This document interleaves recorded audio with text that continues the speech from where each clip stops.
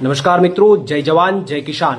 તાજેતરમાં રાજુભાઈ કરપડાના રાજીનામાના સમાચાર સાંભળીને હું વ્યક્તિગત રીતે ખૂબ દુઃખી છું, કારણ કે હળદર મુકામે મેં અને રાજુભાઈ બંનેએ ગુજરાતના ખેડૂતો માટે એક મજબૂત લડાઈ લડી, ગુજરાતના ખેડૂતો માટે એક મજબૂત અવાજ ઉઠાવવાનો અમે બંનેએ પ્રયત્ન કર્યો અને ત્યારબાદ આ ગુજરાતના ખેડૂતોની લડાઈને તોડી નાખવા માટે, ગુજરાતના ખેડૂતોની આ ક્રાંતિને પૂરી કરી દેવા માટે ગુજરાતની આ ભાજપ સરકારે મને અને રાજુભાઈને અને બીજા અન્ય નિર્દોષ ખેડૂતોને ષડયંત્ર કરી અને 108 દિવસ સુધી અમને જેલમાં ગોંધી રાખ્યા, ખોટી રીતે અમને જેલમાં નાખ્યા।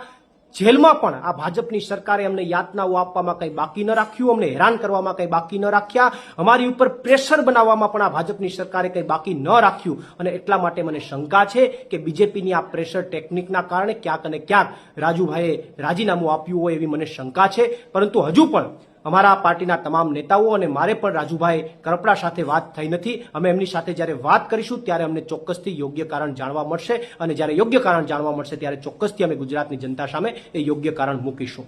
આભાર। પ્રવીણ રામ, પ્રદેશ ફ્રન્ટલ અધ્યક્ષ, આમ આદમી પાર્ટી।